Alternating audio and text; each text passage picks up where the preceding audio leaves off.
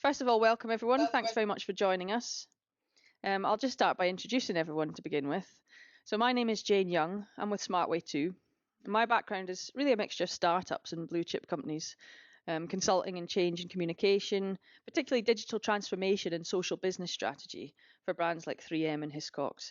I've also done a lot of speaking around the world for organisations like Cisco and Deloitte and Gartner and Pfizer, mostly around the future of work topics and just helping people think differently about change. So today I'm here with Martin Hiles, the founder of Smartway 2. Martin has over 30 years of software experience, and he sold his previous company, BusinessSolve, to PeopleCube before starting Smartway 2. And Martin's vision is really all about using the latest cloud and smartphone technology to revolutionise the way people book rooms, desks, and everything else they need to be productive at work. So today we're here to talk through some scenarios for planning a safe return to work.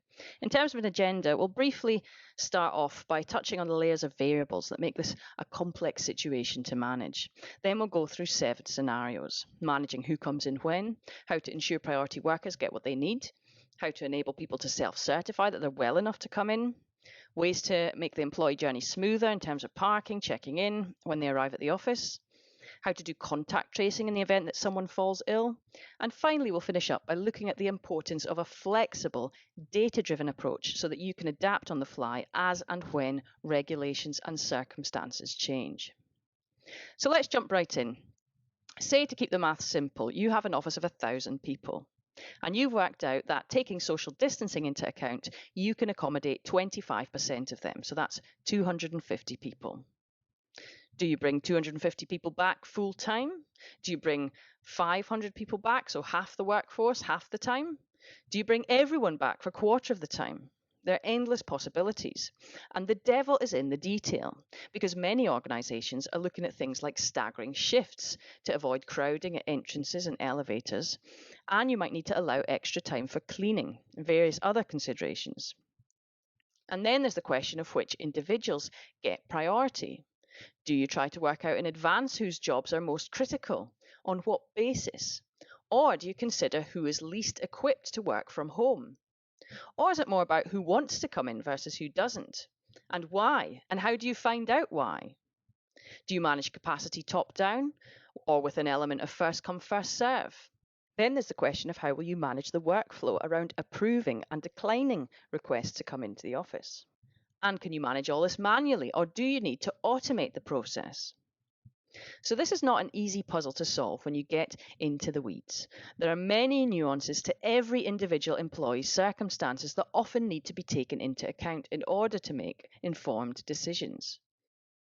So one way to reduce this complexity is by taking a bottom-up approach.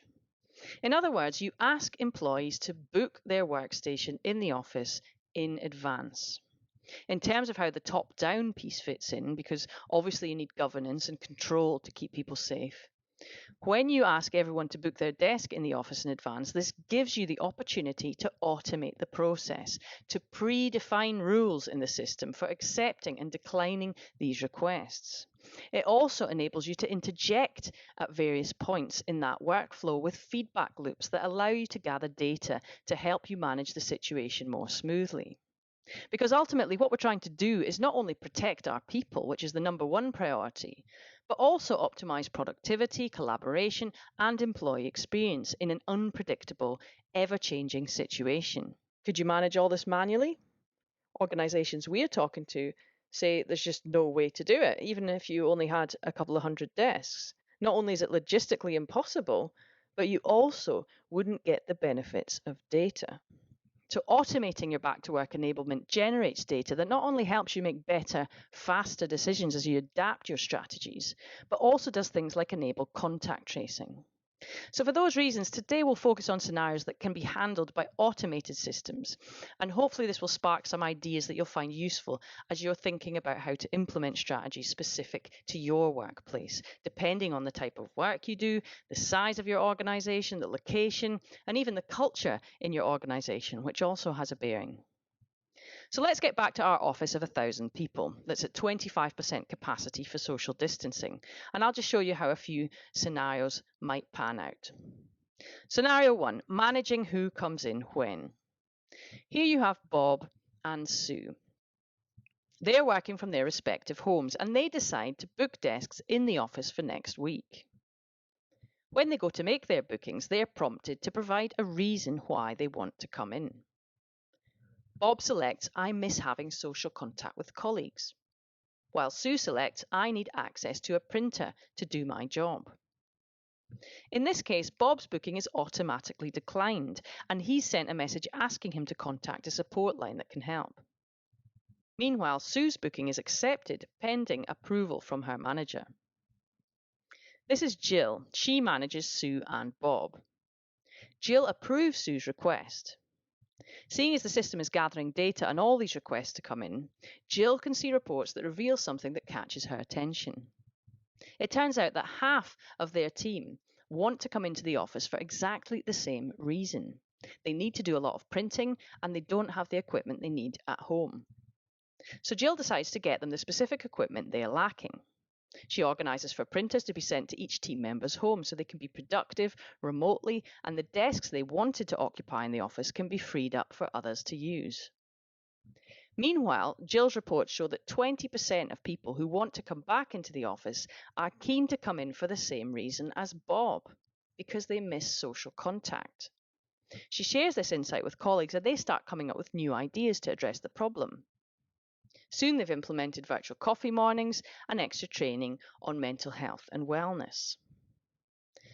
So this scenario captures 3 key points. Number 1, that the easiest way to control who comes in when is having everyone book what they need well in advance and automating the process of accepting, declining and approving these bookings. Number 2, that using automatic custom notifications, you can provide people with all the information they need, whether their booking is accepted, declined, where to get help, or for a manager to see whether they have team members' bookings waiting for their approval. This ability to dish out information is really important during a crisis because crisis management, or in fact, any change management, hinges on the quality, frequency, and consistency of communications. And number 3, collecting data from individuals at the point they request to come into the office provides you with insights to inform your strategy so you can make adjustments on the fly to improve colleague safety and, despite challenging circumstances, strive for the best employee experience possible.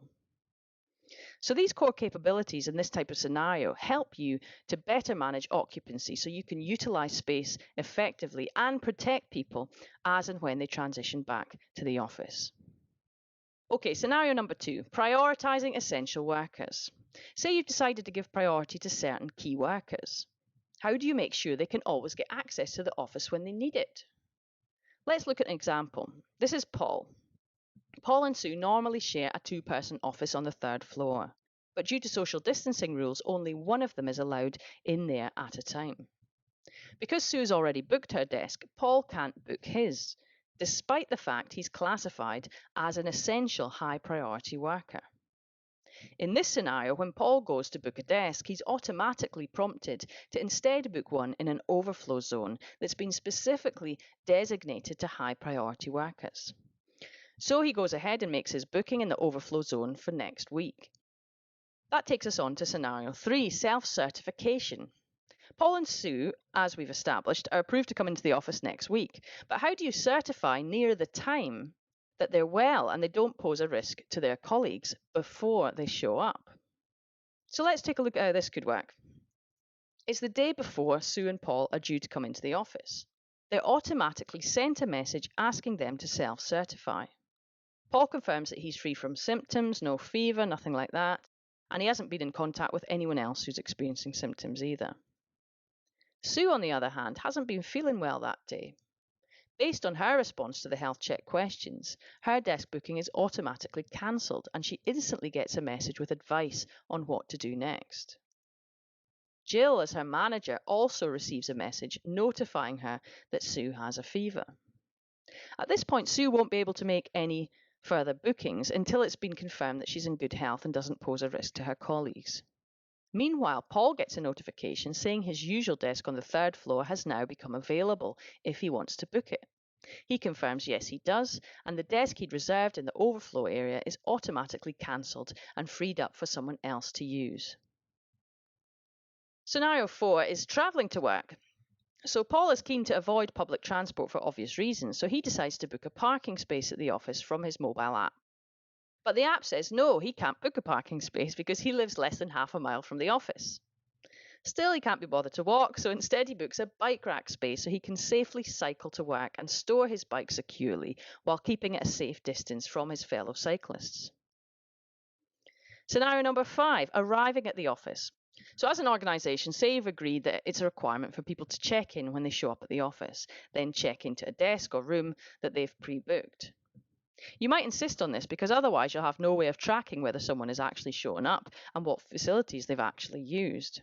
And if you have no way of tracking this, you'll be unable to track space utilisation, you'll be unable to manage automated procedures around cleaning and sanitation, for instance, automatically taking desks out of service for 48 hours between uses, or requiring a cleaner to release a desk back into the booking pool after it's been sanitised. And of course, contact tracing relies on accurately measuring who has been where, using what next to whom. So all that considered, you need Paul to check in when he arrives at the office. Yet you don't want him using touchscreens or walking up to someone at reception. Instead, using contactless location services, Paul is automatically checked in.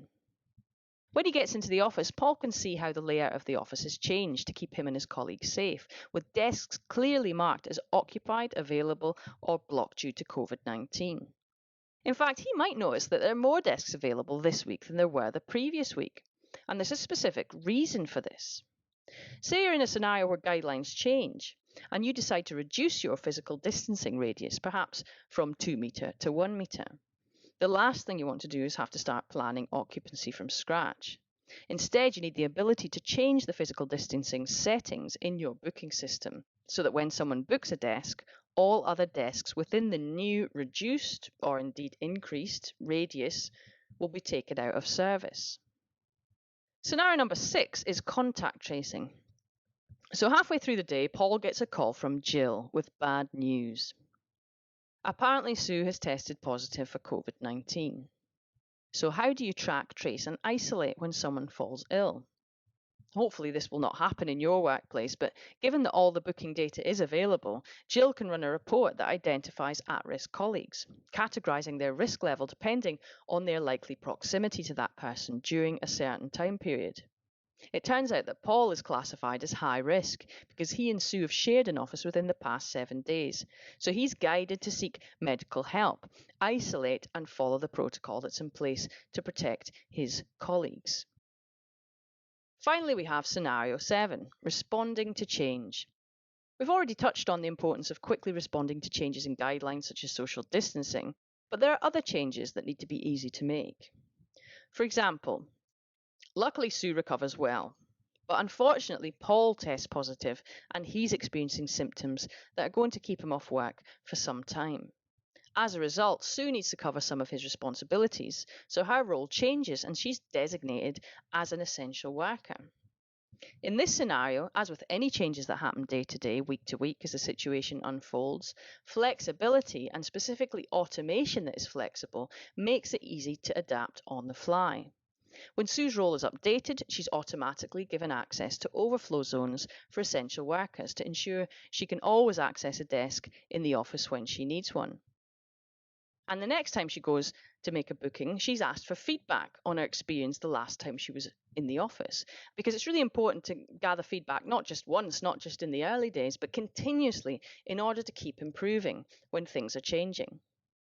So we've covered a great number of scenarios there, and I'm sure you can think of many more. For instance, what happens if you're aiming for 25% utilisation, but find you're only getting 5%? Answers to questions like these rely on taking a data-driven approach, so you can dive in and look at what lies beneath the surface. Yet data on its own isn't enough. You need to be able to spin up workflows, rules, custom notifications, and other means of automating processes in response to changes in your environment at short notice. And you want to do this not only quickly, but cost effectively. And therein lies the essence of agility. We've all been forced all of a sudden to create some kind of agile workplace here. Only instead of being driven by the business case around productivity and collaboration and employee experience, we are being driven by the need to protect people's health as the #1 priority. And if we can do this while staying productive, staying collaborative, and giving our people a world-class experience within the constraints of the pandemic, then we're being the best that we can be. When we talk about agility, we often talk about flexibility, we talk about speed, but really it's about resilience. The reason you need to move quickly, the reason you need to remain flexible is in order to be resilient, to stay strong in the face of change. And a global pandemic is a sure test of how resilient you can be as individuals, as teams, as organizations, and as leaders. And this really comes down to the fact that this is not so much a technology challenge that we're facing today as it is a psychology challenge. Technology is the easy bit. We can have you up and running with this technology that does all this stuff and lots more in a matter of days. But people, on the other hand, do not adapt as easily as tools. That's why we believe that using flexible rules baked into technology is a great way of facilitating behavioral change. In other words, you can either tell people what to do and place the burden on them of following procedures to the letter and place the burden on managers to enforce these rules, or you can bake these procedures into your tools so that simply by using the tool, people naturally follow the protocol. So I hope that provides some food for thought. And I'd like to hand over to John, our CEO and moderator today, who'll help field your questions. And Martin is also on the line to help answer some of those too. So over to you, John. Thank you, Jane, and thank you for the wonderful presentation. We'll now open up the lines. You can go to the question bar and put in your questions. We will do our best to answer them today.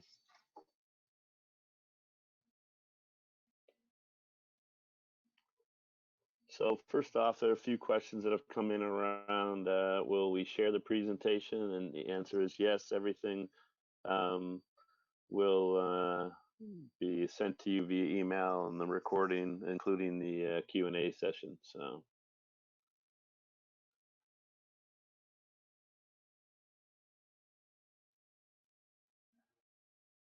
Martin, someone I guess has attended some of our other webinars. What is your typical implementation time for, say, 500 desks in 2 locations?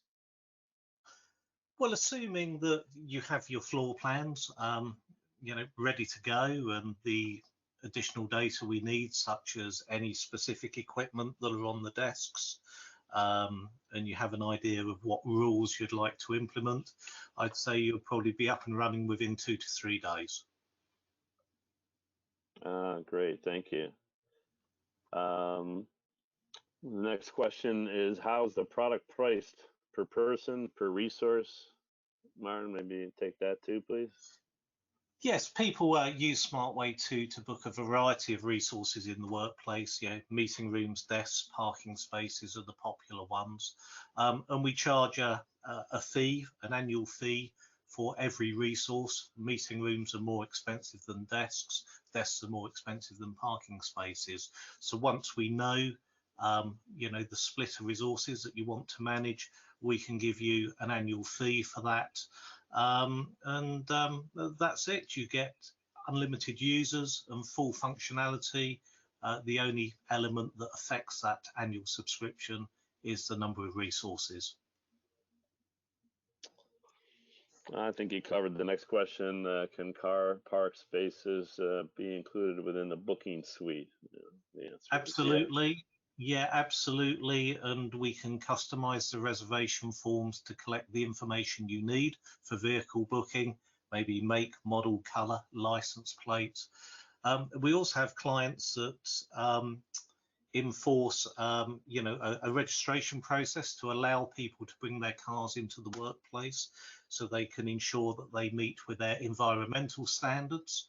And depending on, on some of those parameters, you may get priority to book further in advance than your colleagues. Great. A couple of questions around customer service and availability. Maybe I'll take that. We offer support across the world, and from our bases in Sydney, London, and New York, which covers the entire U.S., North America, South America. So, kind of follow the sun. You should be able to speak to one of our people, during your business hours, whether you're in Hong Kong or Paris or Los Angeles. So, hope that addresses that question. There's another question I'm not clear. It's that the items that are bookable, are they open-ended, or how do you close the loop and have accurate data, and who policies the bookings? I think they're talking about check-in, Martin. So maybe talk about how we set rules up and have check-in. Yes, obviously you can set the availability periods for any resources. So generally your business opening hours, and lots of organisations in the current climate are having restricted hours of operation in order to allow for deep cleaning. So for any resource, you can set the availability, the days of the week, and the opening hours of the day. We can also, as John suggested, we can control check-in. So, the first thing that one generally polices with a booking system is abuse of recurring reservations. So, you can create a recurring reservation if you're permitted to do so, and you have to check in for every occurrence. So you can report on, on no-shows on a daily basis, even if it is an open-ended booking, which hopefully answers the question. Yeah, maybe as a follow-on to that, someone's asking, do we have the Smart Way come with standard set of rules? Standard is a very difficult statement. We have a library of about 180 rules. We can obviously advise you on what rules are most popular in organisations, but with regard to rules, it generally comes down to the culture of the organisation. So, we can tell you what we can do out of the box. You can choose which ones you'd like enabled, but I do encourage organisations to give some thought to their own workflows and rules. Great, thanks. I'll see, the next question is around GDPR. So our data is, we have 4 data centers around the globe. We use AWS, so we have Australia, London, Ireland, and the US. So the client chooses where they want their data to reside based upon their geography or location. So that's not a problem at all. Asking about the data related to health information, and we believe that resides with the client, and so we want to retain that information, that survey information or whatever. We have a number of clients that have created their own surveys. The employee is answering them, but that data is being sent back to the client. It's not being retained by SmartWay.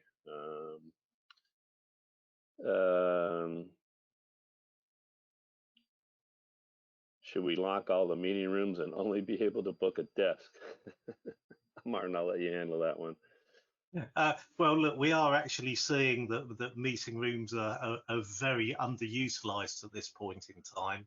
If people are in the office on the same day as their colleagues, in most cases, they're still choosing to hold virtual meetings rather than cozying up to each other, in a confined space. That said, we are seeing organisations being proactive about their meeting rooms, and they're repurposing them. And we have a feature in SmartWay 2 where you can effectively make a booking in that meeting room.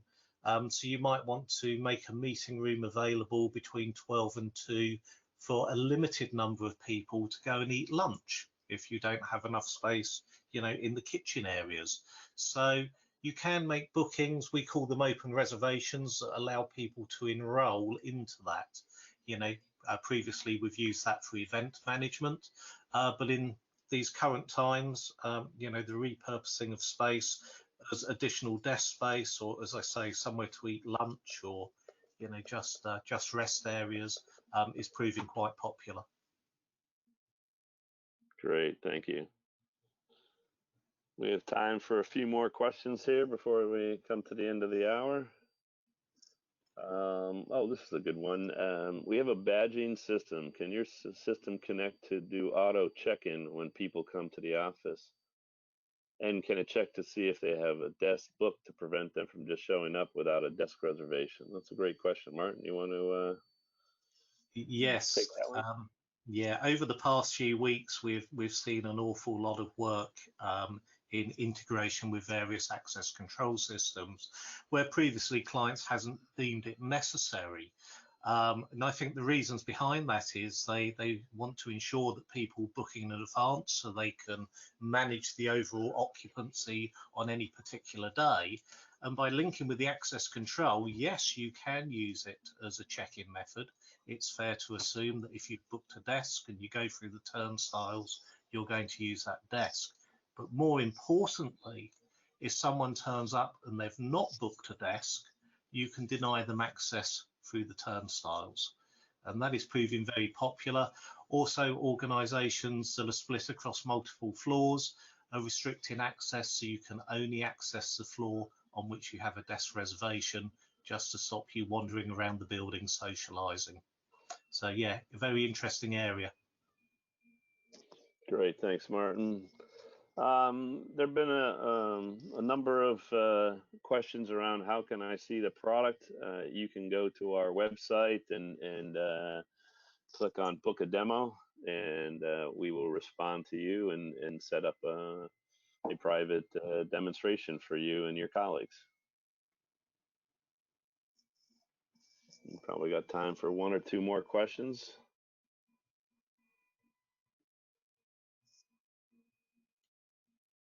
Yeah, we covered where